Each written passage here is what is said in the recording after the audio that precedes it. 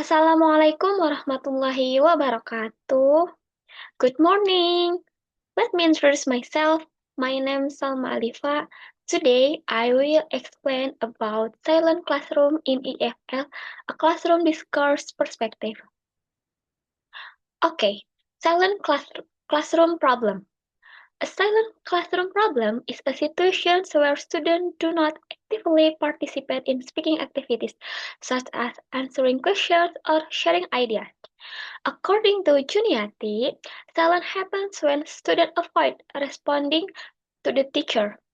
And while from Hans described is a lack of verbal communication in class, this problem is common in EFL classroom, especially in Indonesia, where many students prefer to stay quiet instead of speaking. Nah, jadi silent classroom problem adalah kondisi ketika siswa tidak aktif berbicara di kelas. Misalnya, tidak bertanya, tidak menjawab pertanyaan, dan tidak mau menyampaikan pendapat. Nah, tentunya dalam konteks pembelajaran bahasa Inggris EFL, hal ini menjadi masalah. Kenapa menjadi masalah? Karena tujuan utama belajar bahasa adalah untuk berkomunikasi. Namun, saat ini banyak siswa, terutama di Indonesia, banyak memilih diam karena takut salah atau tidak percaya diri. Nah, akibatnya proses belajar menjadi pasif dan tidak efektif. Oke, yang selanjutnya theoretical foundation classroom discourse. Classroom discourse refers to the process of communication and interaction that happens between teacher and student during learning activities. According to Brown, interaction is the core of communication, meaning that language learning happens through exchanging ideas, giving responses, and receiving feedback. Nah, jadi silent classroom problem ini dihubungkan dengan classroom discourse. Apa sih classroom discourse ini?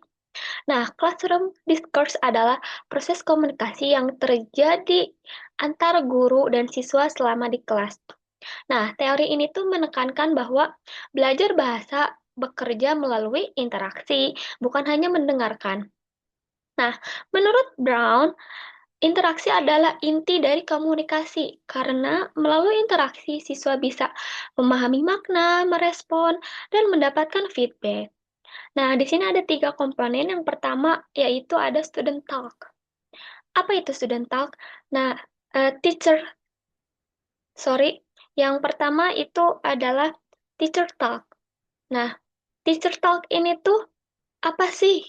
Nah, teacher talk ini tuh adalah yang dimana bahasa yang digunakan guru saat mengajar. Nah, seperti menjelaskan materi, memberikan instruksi, dan memberikan feedback. Nah, ini menjadi penting karena sumber input bagi siswa. Nah, jika teacher talk ini terlalu dominan, maka siswa akan menjadi pasif dan bergantung pada guru. Yang selanjutnya yaitu yang kedua adalah student talk. Apa itu student talk? Student talk ini adalah bahasa yang dihasilkan oleh siswa itu sendiri. Ini sangat penting karena melalui berbicara, siswa bisa berlatih menggunakan bahasa Inggris secara langsung. Tentunya, semakin banyak student talk ini, semakin berkembang kemampuan berbicara mereka karena seringnya berkomunikasi antara guru dan siswa maupun antar siswa. Yang selanjutnya yaitu interactions. Apa itu interactions? Interaksi di sini adalah proses pertukaran komunikasi antara guru dan siswa atau antar siswa. Nah, interaksi ini pastinya ya membantu siswa memahami makna, melatih bahasa, dan tentunya menerima feedback dari guru maupun dari siswa itu sendiri. Nah, tanpa interaksi dalam belajar bahasa Inggris, ini pastinya tidak akan optimal karena tadi ya eh, kunci belajar bahasa Inggris itu untuk tujuannya itu untuk berkomunikasi. Selanjutnya, linking problem with theory. According to Zafarina, Silence becomes a problem when it prevents students from actively participating in the learning process. The silent classroom problem is directly related to classroom discourse theory. In a silent classroom problem, here three. The first, there is little or no interaction, and the second, students do not participate, and the third, there is no speaking practice. Nah, jadi hubungan antara silent classroom dan classroom discourse ini tuh pastinya ada permasalahan kenapa ini bisa terhubung antara classroom discourse dan silent problem ini. Nah, pastinya itu ada permasalahan. Yang pertama, interaksi sangat minim, siswa tidak berpartisipasi dan tidak ada praktek berbicara. Nah, ini menunjukkan bahwa proses classroom discourse ini tidak berjalan dengan baik. Dan tujuan pembelajaran ini pastinya tentu kurang efektif dan kurang optimal. Selanjutnya, cause of silent classroom problem. Di sini ada 3 penyebab. Yang pertama itu psychological factors, and the second linguistic factors, and the third classroom factors. Nah, psychological factors ini apa sih? Nah, faktor psikologis ini pastinya penyebab utama yaitu siswa diam. Nah, kenapa siswa bisa diam atau tidak mau berbicara? Nah, banyak siswa ini merasa takut atau membuat kesalahan dalam grammar atau pronunciation saat mereka menyampaikan pendapat. Nah, selain itu juga mereka kurang percaya diri dan merasa cemas saat harus berbicara dalam bahasa Inggris. Nah, perasaan ini pastinya akan berdampak kepada siswa sehingga mereka memilih diam dan tidak berbicara untuk menyampaikan pendapatnya. Yang selanjutnya yaitu linguistic factors. Nah, faktor linguistik ini pasti berkaitan dengan kemampuan bahasa siswa itu sendiri. Nah, yang dimana siswa sering memiliki keterbatasan kosakata, kesulitan dalam grammar, dan kesulitan dalam pengucapan itu sendiri. Nah, karena mereka tidak tahu bagaimana mengungkapkan ide dalam menggunakan bahasa Inggris yang baik dan benar, dan mereka juga kurangnya percaya diri tadi dari psychological factors ini sehingga mereka tidak berbicara sama sekali. Yang selanjutnya itu adalah classroom factors. Nah, classroom factors ini berhubungan dengan lingkungan kelas. Nah, lingkungan kelas juga ini sangat berpengaruh ya, tidak hanya dari psychological factors atau linguistic factors ini. Nah, jadi classroom factors ini tuh jika pembelajaran terlalu berpusat pada guru, tadi teacher centered, atau terlalu dominan kepada si guru ini, jadinya siswa hanya mendengarkan tanpa adanya kesempatan berbicara untuk menyampaikan pendapatnya. Nah, selain itu juga kurangnya efektif dan aktivitas saat pembelajaran, sehingga siswa mudah bosan dan mereka kurangnya efektif dalam pembelajaran. Nah, jadi sebagai guru juga bisa membuat siswa takut untuk berpartisipasi karena ya tadi dari teacher centered ini dan eh, tentunya kurangnya aktivitas yang dapat menarik perhatian mereka untuk pembelajaran itu sendiri. Dan tentunya feedback dari guru ini tuh sangat penting karena feedback ini tuh sangat mempengaruhi. Jika feedbacknya positif dari guru ini, maka si studennya juga akan berpengaruh kepada proses pembelajaran itu sendiri. Yang selanjutnya, impact of silent classroom problem. Silent classroom has negative on learning. The first student speaking ability becomes low, and the second student do not participate actively, and the third learning becomes less effective. Now, silence can slow down language expression and reduce communication skill. This means students cannot achieve the learning goals properly. Nah, tentunya dampak dari silent classroom problem ini tuh yang pertama yaitu kemampuan berbicara siswa menjadi rendah, terus siswa tidak aktif dalam proses belajar, dan proses pembelajaran tentunya kurang efektif karena ya hanya berfokus pada teacher centered ini, tidak ada siswa untuk menyampaikan pendapat, menyampaikan aspirasinya. How EFL teachers can solve this problem. Here, uh, four can solve the problem. The first, engaging student in learning. Teachers should create interactive activities such as pair work, group work using games. Interaction is proven to improve speaking ability and participation. Nah, tentunya yang pertama ini adalah engaging student in learning, yang dimana guru harus melibatkan siswa secara aktif melalui kegiatan kelompok, melalui kegiatan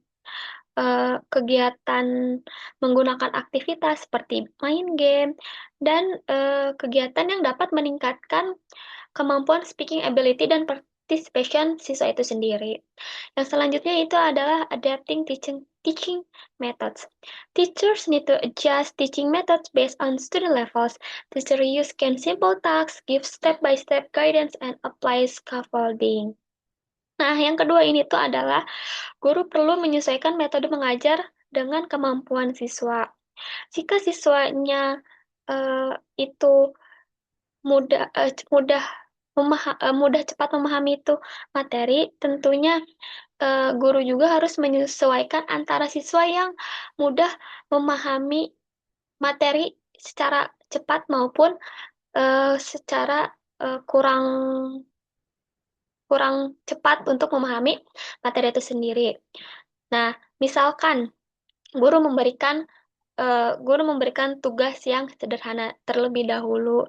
Setelah itu, guru juga membantu secara perlahan hingga mereka mampu berbicara mandiri. Ini menggunakan use apply scaffolding ini. Yang selanjutnya itu addressing challenges. Teacher should reduce student fear and anxiety by encourage student, giving time to think, providing positive feedback. Feedback helps student feel more comfortable and confident. Nah, jadi yang ketiga ini tuh guru juga harus mengurangi rasa takut dan kecemasan pada siswa itu sendiri. Nah, caranya dengan memberikan dukungan, waktu berpikir, dan feedback yang positif. Nah, giving time to think ini tuh yang dimana ketika guru bertanya, guru harus memberikan waktu antara 4 atau sampai 5 detik untuk siswa menjawab.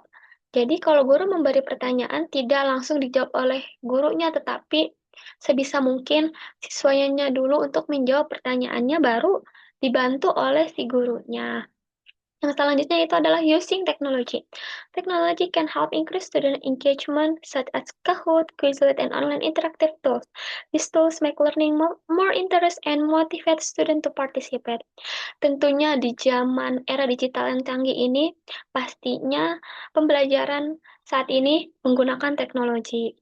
Nah, teknologi ini tuh harus uh, dapat menarik perhatian siswa dan nyaman saat proses pembelajaran.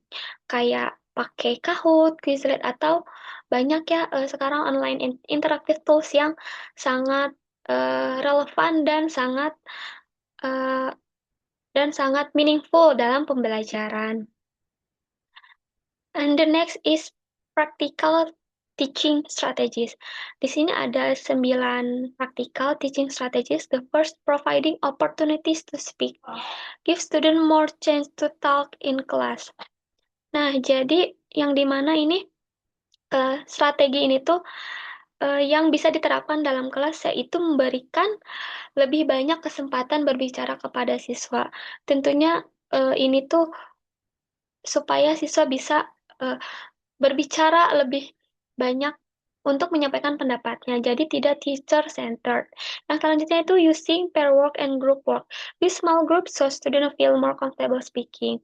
Nah, jadi guru bisa menggunakan pair work atau group work sehingga mereka percaya diri untuk menyampaikan pendapatnya ke temannya saat pair work dan group work ini. Yang selanjutnya itu applying scaffolding and guided support. Guide students step by step from easy to difficult tasks. Nah, jadi tentunya menggunakan eh, interaksi yang kayak scaffolding and guide support ini tuh menggunakan role play dan menggunakan diskusi. Tadi yang pair work dan group work ini. Yang selanjutnya itu using interactive activities. Use activities like role play, discussion, and games. Tentunya guru harus menggunakan uh, interactive activities yang dapat menarik perhatian dan nyaman saat pembelajaran untuk siswa itu sendiri.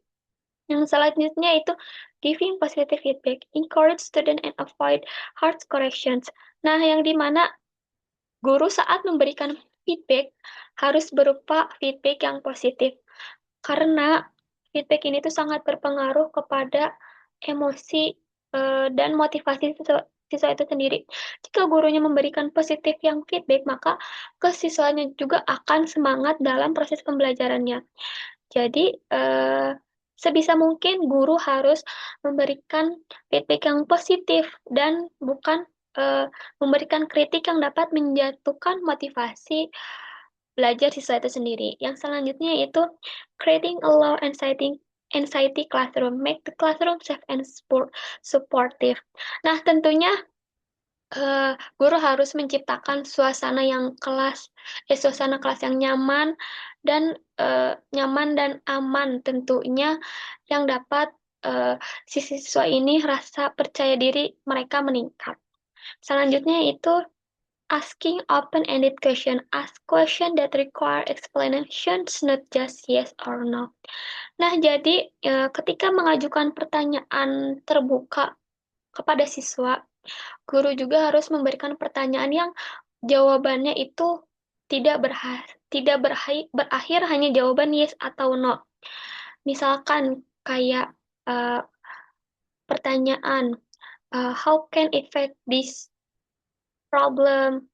Jadi pertanyaan yang bisa jawabannya itu uh, jawabannya itu yang bisa membuat siswa ini critical thinking karena open-ended question ini bergantung pada guru. Jika gurunya bertanya dan akhir jawabannya yes atau no ini, siswa kurang kurang kurang critical thinking dalam menjawab pertanyaan guru itu sendiri. Yang selanjutnya itu giving thinking time, white time, give student time to think before answering. Nah, jadi tadi yang seperti saya sudah jelaskan, di mana ketika guru memberikan pertanyaan kepada siswa, berikan waktu 4 sampai 5 detik untuk mereka menjawab pertanyaannya. Jadi, ketika guru memberi pertanyaan, jangan langsung dijawab oleh guru. Sebisa mungkin siswa yang menjawab pertanyaannya. Yang selanjutnya itu using writing before speaking. Let student write their ideas first and then speak. Nah, jadi ketika guru memberikan pertanyaan untuk student yang uh, kurang percaya diri atau sedang merangkai jawaban dari pertanyaan guru, nah si student ini tuh bisa menggunakan write the first idea dulu terlebih dahulu. Kemudian si siswa bisa menyampaikan pendapatnya dari hasil apa yang mereka tuliskan. Oke, sesi selanjutnya itu question and answers. Who wanna ask about this silent classroom problem? Please raise your hands. Okay, and the last, it is the conclusions. The silent classroom problem is a common issue in EFL learning that limits student participation and speaking up practice. From a classroom discourse perspective, effective learning requires active interaction between teachers and students. However, silence often occurs due to psychological, linguistic, and classroom-related factors. Therefore, teachers play an important role in creating an interactive and supportive learning environment by applying appropriate teaching strategies like participation using interactive activities and providing positive feedback. And teacher can reduce student anxiety and improve their speaking ability. Okay, that's all from me. Wassalamualaikum warahmatullahi wabarakatuh. See you next time.